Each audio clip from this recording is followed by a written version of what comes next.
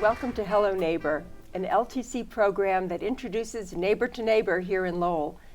And I'm so happy today to invite our guest, Woldeguiorguis, who is the director of the Center for Hope and Healing here in Lowell. So welcome. Thank you. Thanks for having me. You're welcome. It's a pleasure. And so we're just going to talk about you and your life and your life here in Lowell. But first, let's start with the beginning. Where were you born and what was your family like? Sure. I was born and raised in New York City, in the Bronx. And so city living is very familiar and comfortable for me. I was one of three siblings growing up. My mother and father who lived kind of in the northeast corner of the Bronx when it was still pretty rural. There wasn't a lot built up. It was when they first moved, it was fairly quiet. And then it became, busy as it is now. Wow. Mm-hmm. So New York at that time was kind of rough and tumble. Mm-hmm. What was it like growing up in the Bronx? We grew up around a lot of neighbors. So that feeling of, as kids, we'd walk to the store and we would go by ourselves, myself, my brothers, our friends. And by the time we got to the store and back, we would run into a friend of my mother's, a friend of my father's, and they would report back. So before we got home, someone would know, oh, Mr. So-and-so saw you at the store, or Mr. So-and-so. So you couldn't misbehave, really. There was a feeling of community, that people watched out for each other, that kids watched out for other kids, and adults watched out for kids. So I grew up around a lot of community in that way. That is so great, and people don't really have that impression of city living as being so community oriented, but you found it that way in the Bronx. Yeah, I agree, and I find it that way in Lowell. People think that sometimes because we're busy or there are a lot of people living close to one another, that is congested or that is crowding. For me, that is safety. That's community. There's someone living in the building above you or a neighbor across the street that you know and see all the time. That's a beautiful part of city living. That's true. So I understand your mother was from Puerto Rico, or was she born in the United States also? She was born here, but the first person to be born here. Everyone before her was born in Puerto Rico. Okay, good. And your father? Was born in Ethiopia, Uh-huh. and came to New York as a college student. So, yeah. And then stayed. Yeah, then stayed. Yeah. Met my mother, and the rest is history. Yeah. Wonderful. Yeah. And so you grew up and went to school in the Bronx, and then you went to college at SUNY also in the city? Mm-hmm. Mm-hmm. Uh-huh. First I graduated from SUNY, and then I, for a short period of time, went to grad school in Fordham University. So that experience, although I didn't graduate from there, was a wonderful experience, again, of an urban education, right? I began my education with an understanding of some of the challenges, but also some of the benefits of folks who live urban lives. And then you got a graduate degree in social work, also from SUNY? From SUNY you went back. Yeah. Great. Yeah. And so from a very early age, did you know you wanted to be a social worker and work in violence prevention? I did. I thought I was going to be a psychologist for a period of time. And then as I really understood what the field was about, I realized that I much more wanted to be a social worker. Social workers are folks who work in any setting, in schools, in hospitals, in communities. They're people who really want to do their work to help folks wherever they are. So that's one of the things that attracted me to social work. Very good. And so what did you do when you got out of school? Oh, a little bit of everything. When I interned, the first kind of internship I had was working with girls involved in the court system.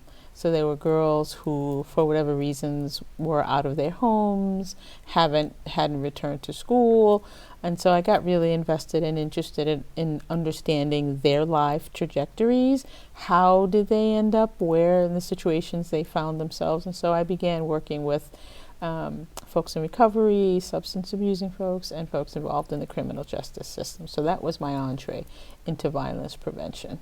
So working in the courts in New York City. And how long did you do that? I wasn't there. I maybe was there less than a decade, maybe 7, 8 years. I worked in child welfare for a period of that time as well, working with children and families where abuse and neglect were issues and where safety sometimes was of concern. But then soon after that, I came up here, graduate school, new environment, and I remember actually when I first came. When I first moved to Boston, it was fall. It was about this time of year, and I just remember falling in love so much with the changing season, the trees and the green space. So I do like that, and I love that about Lowell, that it's a mixture of green space and city living, and it's beautiful in that way. Yeah. That's great. Yeah. So you lived in Boston for a while, and where were you working then? I was working at an organization called Social Justice for Women, and what we did was alternative sentencing. So again, I was working with folks for whom the criminal justice system was part of the challenges they were experiencing in their lives, advocating for folks to have opportunities for treatment rather than incarceration, right? Because treatment works so much better than incarceration. It has a better future, a better promise to it. So I did that for a while.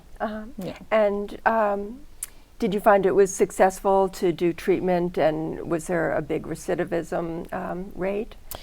As we know in our community now, substance abuse is one of those illnesses that has relapse as part of the illness. So yes, we did see, a fair amount of recidivism, and we saw a fair number of successes.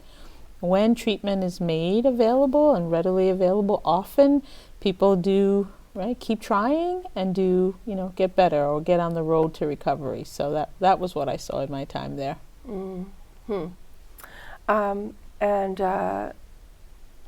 So what happened? So here in Massachusetts, you were working also in the courts, doing that. Yeah. And what do you think about the changes in the criminal justice system around drugs now?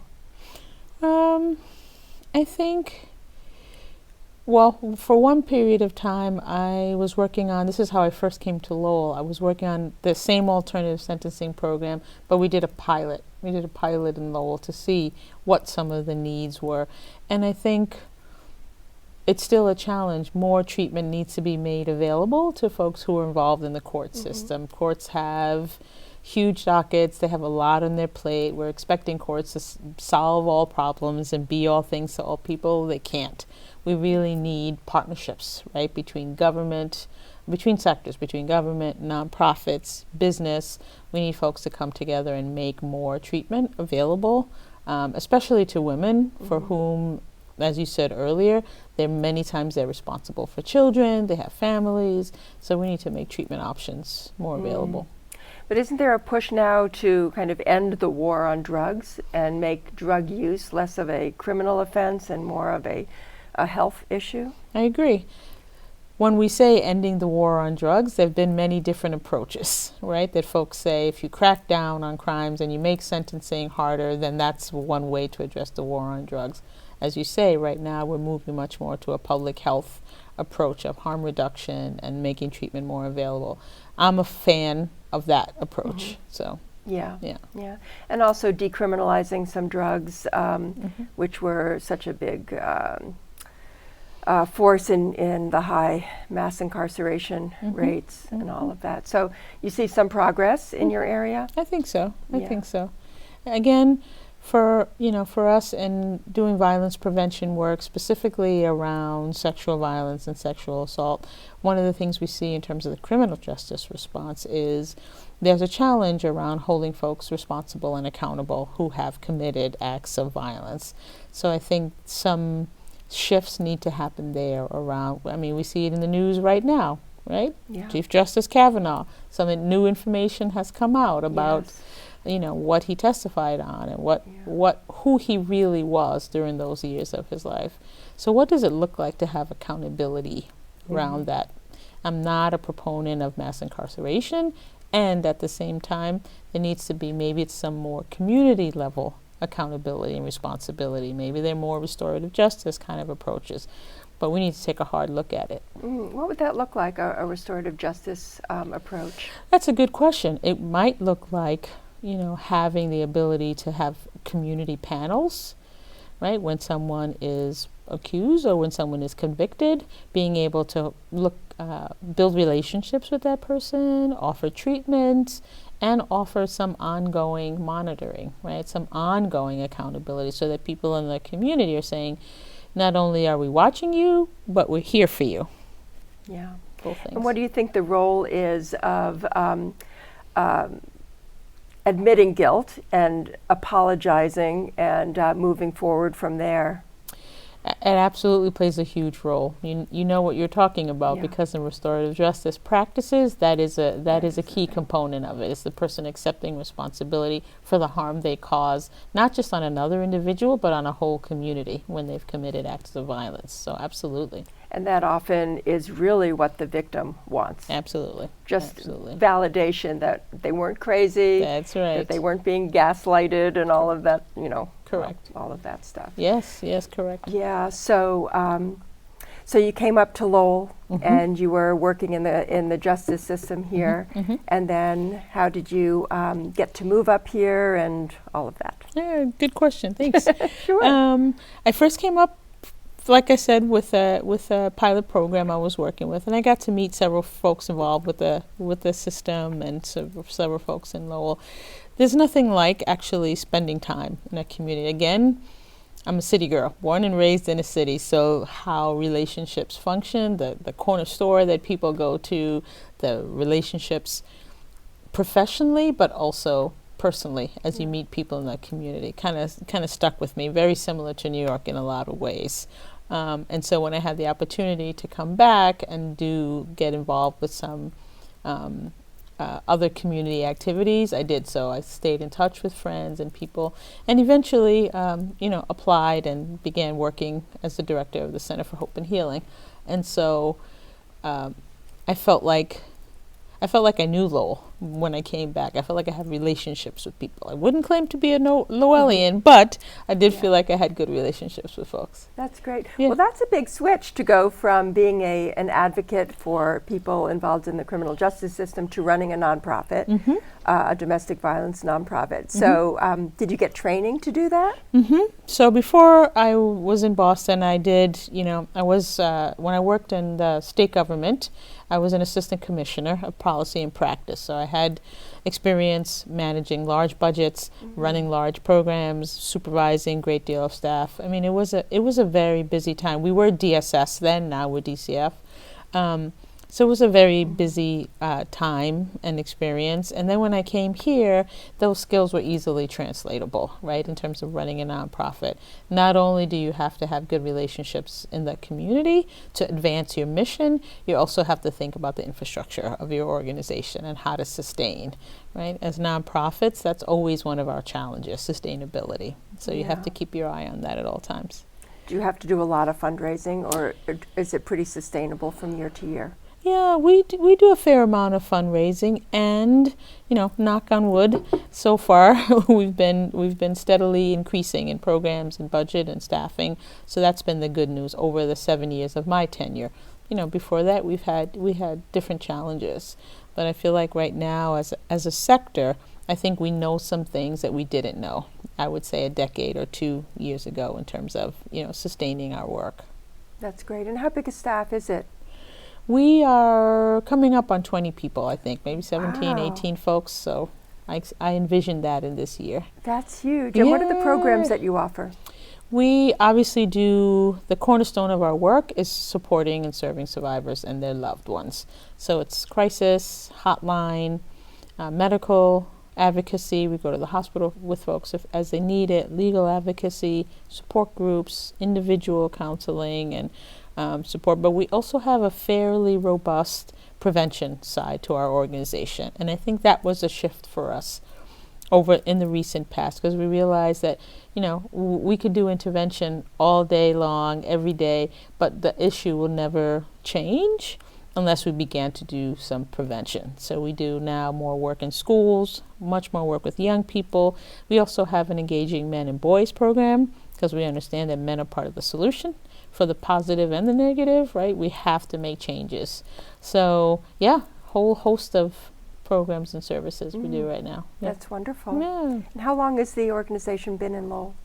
We have been in Lowell. This is our 43rd year. We're coming up on our 45th. So, wow. yes. And is it part of a larger national organization, or is it just a standalone? It's just independent 501c3. Okay. We're part of a larger network of sexual violence programs, but we are a standalone. Yeah. Yeah. And what did you think when this whole Jeffrey Epstein thing came out? Because that's the population that you were working with from the very beginning. Mm-hmm. It's amazing to many people that he could have gone on such a large scale of abuse for so long. Does it surprise you? No, not really. That's really? A great question. I think the reality is that, one, sexual assault is the most underreported crime. There's so much shame, so much stigma, and just coming forward, right? Coming forward is tantamount to putting a scarlet letter on your forehead, if we use that example. So I think no one would choose to opt into something like that if they had a choice. I think the folks who do come forward with a ton of bravery and courage do so because they don't want to see it happen to someone else. That they're not trying to get back at anyone. They're typically not trying to hurt anyone in their community. They just don't want it to continue, because if it happened to me, it's liable to happen to someone else and then someone else. And most of the survivors we speak with say, you know what, I'm only coming forward because this has to stop. If I don't come forward, it's going to happen to another person. So I think Epstein's situation is one of those. It's also another situation that's common in sexual violence, was that the person who chooses to use violence has power in such a way that the victim is often discredited, right? And the perpetrator either has money, wealth, prestige, other things that they have that they hold power over their victims. And so that makes them, that makes their abuse even more insidious, in my opinion. Yeah. So. Yeah. And they can get away with it for a long time. Yeah. My impression is that was just the tip of the iceberg. You think so? I agree. Yeah. I agree. Among people who have a lot of power, yeah, that power can be translated into so many different things. I agree. And it translates primarily into silence, right? That everyone around, even people who know what's going on, are fearful to come forward and say anything. And even when people come forward, they have the power to discredit them in right. court. That's right. Yeah. Unfortunately. Wow, so we need a lot of prevention. Mm-hmm. Mm-hmm. Absolutely. So you're doing great work. Oh my gosh, it's crazy. Wow. So, okay. Well, on a happier note, you have a son, and tell us about him. That's the prevention, right? That's what we hope. We hope. I do this work. People ask me, "Why do you do this work? It's so difficult." Why? I do it for him and all the other young people in my life, because I want to see a day where he has a different world than we inherited in terms of, expectations and roles, especially for men and boys. We talk a lot about things like, it's okay for you to feel sad. It's okay for boys to kind of cry. It's okay for boys to be sensitive. Changing those values and those norms, especially for boys, is really, really tough. Everything that comes at them says you should be, violent, you should be aggressive, you should be sexist.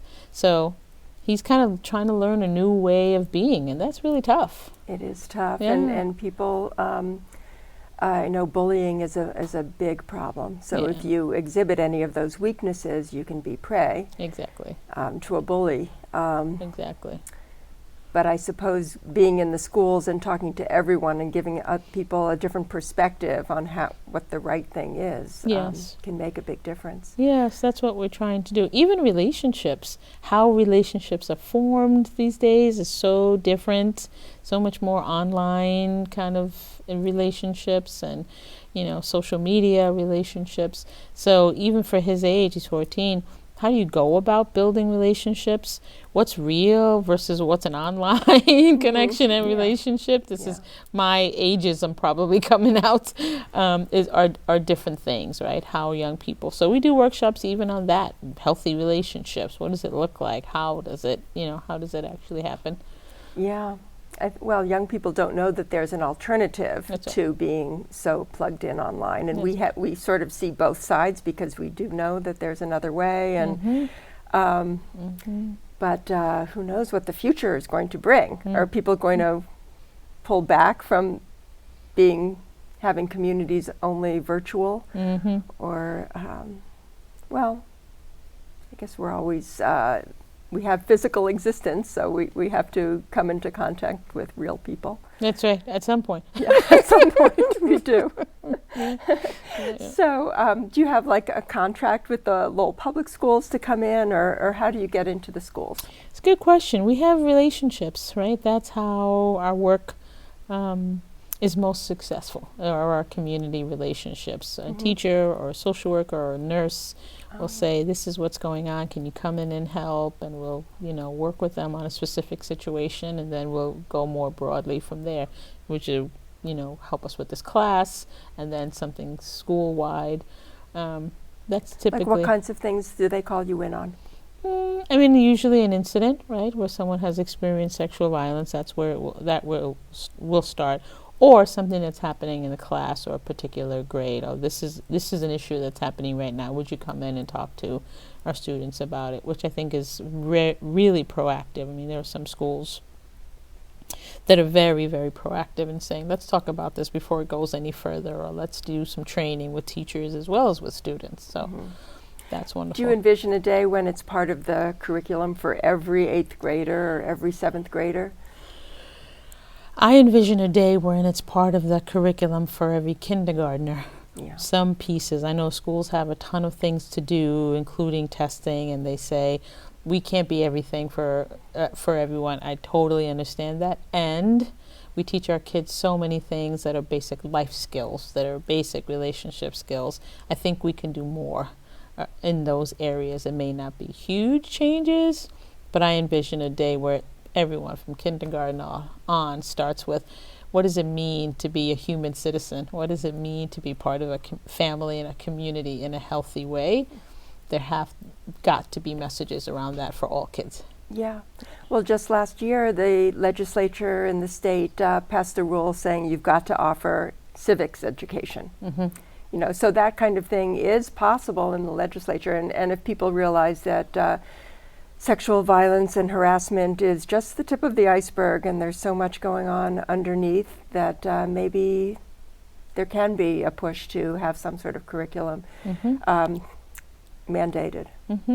We're fortunate in our state that the current lieutenant governor, along with our state coalition, which is Jane Doe Inc., the Massachusetts Coalition, has promoted legislation, and now some funding is being attached to it around a prevention campaign, a statewide prevention campaign. So that's really exciting, and some of these things we're talking about may be a great fit for that kind of campaign.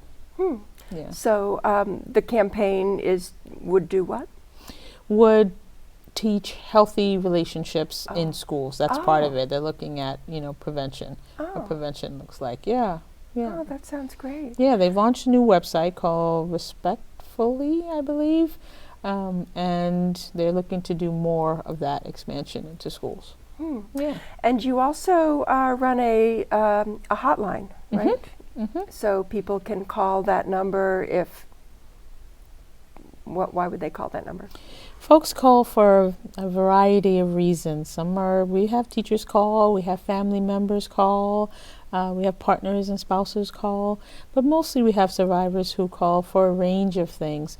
We don't necessarily think about the impact on survivors when we have a set of Kavanaugh hearings and when we have the disclosure around Epstein, but those things really impact survivors because they're watching. They're watching the news, and when they see those things happening on a national scale, the messages that are being sent are that survivors are not believed or survivors are not going to be heard. That triggers again, just like being, violated before, it's kind of the experience of violence again.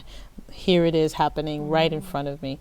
So when those kinds of things happen in the news and on TV, we typically get calls. Oh, really? Yeah, for folks just wanting to process it, or sometimes you have a hard time sleeping or things like that. So what is the number? We'll put it on the screen. Perfect, thank you. It's 1-800-542-5212.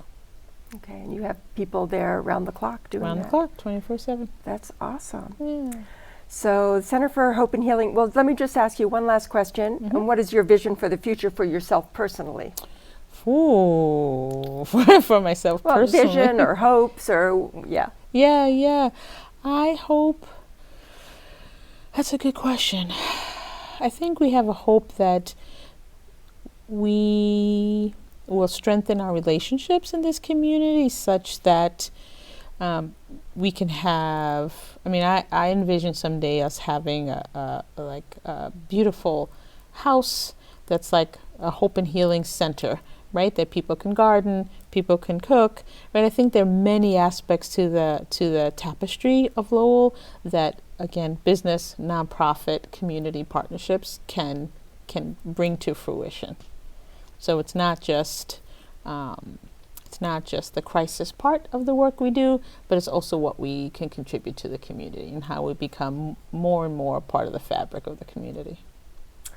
And experience some joy. That's right. Absolutely. Joy is very important. It's so important. Well, thank you so much for coming. This half hour just flew by. It did. Thanks for having me. It really did. And thanks so much for joining us on this edition of Hello Neighbor. See you next time.